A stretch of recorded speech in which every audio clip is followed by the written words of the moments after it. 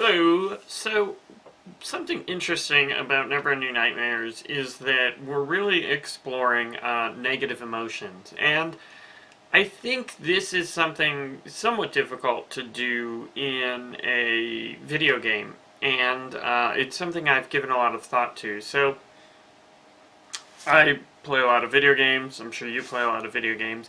And one of the most common negative emotions you feel is frustration. And I don't deal with frustration well. It makes me angry and makes me not want to play the game. I don't handle frustration well. But it's something I've been thinking about a lot over the years is frustration as an emotion. Is that something we can express through video games in a way that won't turn off players? And I think, well, personally, I don't have an answer to that question, but I think to some extent it's a question of whether the frustration is deliberate or, unintended. So, I don't know, I was playing Killzone Shadowfall, and I just played the beginning segment, and I was a bit frustrated, like, there wasn't much for me to do in the beginning. I felt like, you start out as a kid or something. I don't know. It was a little confusing. Maybe if I'd played the other Killzone games. But, I'm walking around and not much to do. It feels very linear, very, very scripted. And, it was sort of left a little bit of a bad taste in my mouth, from the beginning of the game. But you almost wonder, is that working on another level? Like, oh, you're a little kid, you're frustrated, you can't do anything. Is that supposed to have some emotional resonance? And while I don't know, I don't know anyone that works for Gorilla. I mean, I don't know. My first inclination is to say that it's sort of unintentional. It's just, a scripted sequence establishing the story, but is frustration something we can express as video games? And I'm not really sure. I'd really be interested to hear your thoughts as far as like something frustrating in a game that you thought was intentional by the developers and you thought worked well. And certainly, maybe the best example is like combat in Silent Hill, like Silent Hill 2, for example. You suck at fighting. I don't think anyone's going to say they had a really good combat system. And, I suspect many people would say that makes it scarier. That makes your character more vulnerable. And I'm not 100% sure I agree with that. Maybe. I don't know where I fall on it. Just because I feel like, they could have put a little bit more work into the combat system. I mean, well, it's like one of my favorite games ever, so I'm not really trying to complain, but they maybe could have, and maybe it would have made the game better, maybe it would have made the game worse. I don't know. All I know is Joe was, I finally convinced ours Joe to play Silent Hill 2, and he was grumbling about how bad the controls are and stuff, but I guess he didn't switch it to the 2D controls, which, like, I can't deal with the Resident Evil thing, like,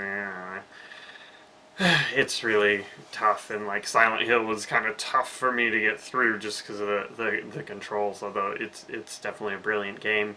And I guess one could argue that we're sort of doing that with the run mechanic in Neverending Nightmares. Like, it sucks. Well, I'm very proud of our run mechanic, but it's very ineffective.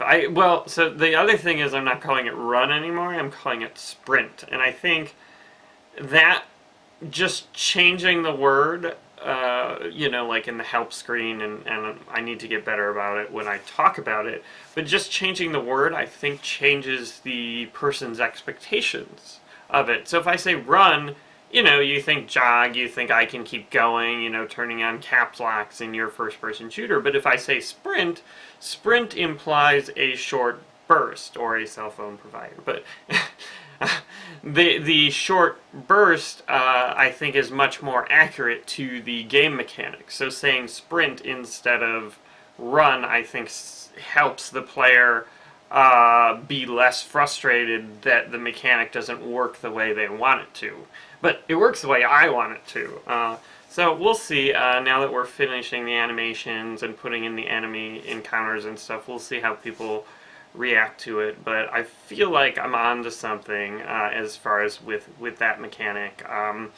And also I recently put in someone, I think on the forum, suggested that, you know, not only do we represent your stamina based on the breathing of the character, but also the speed. And so I recently added something where basically, like, when your stamina is basically depleted, you're only running at like 75% of the regular sprint speed. And I think that it's kind of subtle, and I tried bumping it up more, but then like the animation looks dumb. But I'm pretty happy with it. We'll see how it goes. But the other thing is, and this is one of the reasons why I really love working in the horror genre, is because we can express negative emotions, and they're, you know, sort of the bread and butter. We create things scary, and fear as an emotion, and sort of being scared on purpose is a very interesting emotion, and I always reference my books here. I always keep them in my office. Oh no, there goes Rayman. The Philosophy of Horror and Danse Macabre are really, really, really interesting if you want to try and understand, you know, sort of the deliberate scaring of yourself. The Philosophy of Horror, that's sort of their main premise, is, and they say that it's an emotion called art horror, which is different than, you know, genuine horror, than, like, you know, you're on a battlefield in some terrible war and people are dying left and right. That would be real horror, whereas art horror is just I'm, you know, scared by a game or a movie. But it's interesting because there's that, and you know, we have a dark and oppressing mood, and you know, that works really well for the genre of horror. I don't think the genre of drama, which, you know, the dark and oppressive atmosphere works, you know, for the genre of drama, but I don't think we've really created a drama genre yet, which, I mean, I would love to see it. I just got Beyond Two Souls for Christmas, and I haven't given it a chance yet. I'm not overly confident that it succeeds as a drama, but it's definitely interesting. I played Heavy Rain, and it was interesting. It's tough to say exactly how I feel about it, but I think there's a lot of opportunity for expressing negative emotions, and I think that's something as game designers and game developers we should play with, and something that I'm personally interested in. You know, when is frustration, deliberate frustration, okay in a game? When do we want to express that? What other negative emotions, you know, can we explore? Certainly, I don't think I've ever said anything but this, but Neverending Nightmares is going to be a dark and depressing game. It's going to be sad and unpleasant, and that's what I want to express, and I think you know, horror is definitely the right genre for that, because, again, I think you get a lot more leeway in horror, and you know, something like, you know, if Silent Hill 2 were an action game, you would look at the combat mechanics and say, like, this is bad, you know, they're doing everything wrong.